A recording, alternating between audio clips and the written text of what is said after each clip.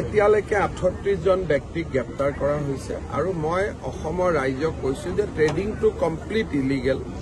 কোনো মানুহৰ হাততে এনেকুৱা যাদু নাই যে যোনে 30% 25% ইণ্টাৰেষ্ট দিব পাৰে।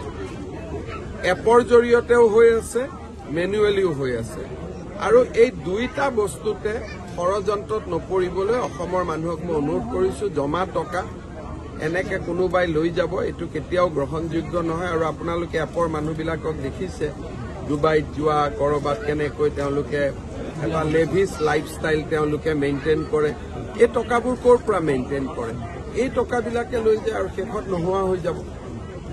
গতিকে এইটোৰ ক্ষেত্ৰত ৰাইজে সাৱধান হোৱা উচিত। পুলিচে পুলিচৰ কাম কৰি গৈ থাকিব।